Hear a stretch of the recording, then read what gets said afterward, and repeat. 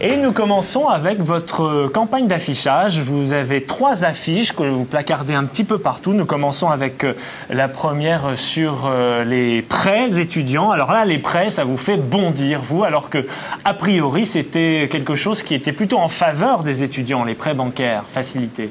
Bah écoutez, ça dépend, puisque dans la récente réforme de Valérie Pécresse, un des piliers du système d'aide sociale a vocation à devenir les prêts bancaires. Ce qui veut dire quoi ?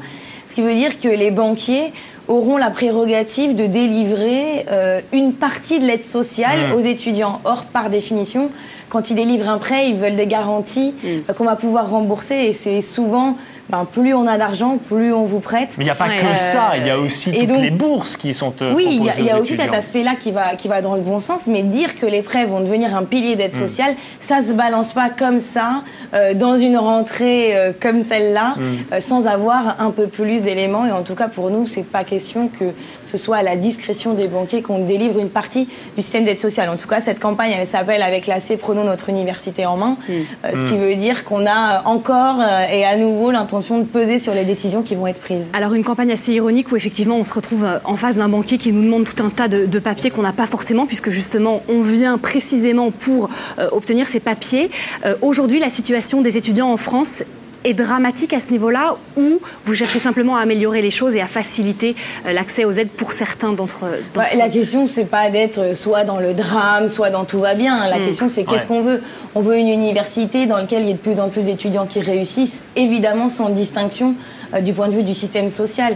Si on s'engage et il y a des choses qui nous révoltent, notamment le fait qu'il y ait des gens qui aient des envies, qui aient des talents, qui aient des ambitions, qui puissent pas le faire pour des raisons sociales, alors on a l'intention de mener des combats. Plus de 100 millions d'euros tout de même pour les aides aux étudiants. Mais on est dans une situation aujourd'hui où si une partie de l'aide sociale est transférée aux banques, on ne réglera pas aujourd'hui un problème qui, malgré cette augmentation, reste injuste. Vous savez peut-être que quand on gagne 90 000 euros, on a 3 000 euros quand on a un enfant qui va à la fac d'abattements fiscaux. Et puis quand on gagne 9 000 euros, on a aussi 3 000 euros de bourse. Et dans les deux cas, c'est l'État qui donne cette aide-là. Et ça, c'est encore injuste. Malgré cette réforme, il faut que ça change. Alors, il y a un autre sujet, c'est celui des débouchés. Vaste sujet. Là aussi, une affiche assez ironique.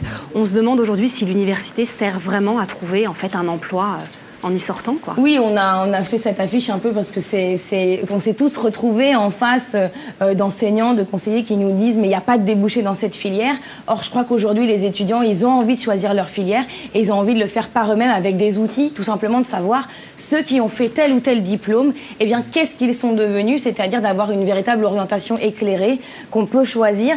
Et nous, on a la conviction que dans cette rentrée, on peut continuer à se mobiliser pour gagner des choses. Et en l'occurrence, l'information sur les taux de débouchés, c'est un nouveau droit. Mais justement, la loi prévoit de créer un bureau d'aide à l'insertion professionnelle. C'est plutôt bien, ça. Justement, nous, dans cette loi, la dernière fois que j'étais venue dans votre émission, à cette époque, la Confédération étudiante revendiquait une 3e mission pour l'université, qui était l'insertion, en plus de la formation et de la recherche. Eh bien, on s'est mobilisé, on s'est battu pour obtenir cette nouvelle mission, et on l'a gagnée. On s'est battu aussi pour obtenir un 6e échelon de bourse, et on l'a gagné. Donc, c'est justement parce qu'on a réussi qu'on continue à faire des propositions sur lesquelles on se mobilise. Sinon, on changerait de méthode. Donc, c'est précisément parce que ça avance qu'on continue. Une question toute simple, Julie, avant de passer au top 2. Est-ce qu'aujourd'hui, quand on sort de l'université, on peut facilement trouver un emploi, ou ça reste un système médiocre comme on l'entend parfois en France? Ce qui est sûr, c'est qu'aujourd'hui, les dispositifs qui sont mis en place pour accompagner les étudiants, pour valoriser leurs diplômes,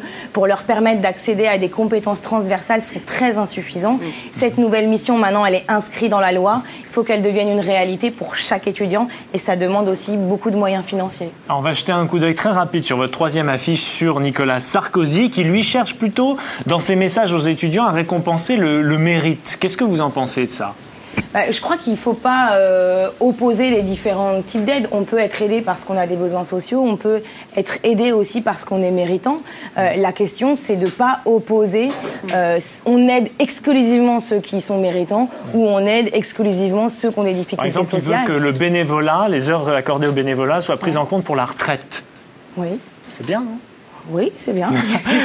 Quand on est étudiant, on ne pense pas à sa retraite, mais bon... Si, aussi. Alors, Sarkozy, on va en reparler. C'est notre top 2 tout de suite.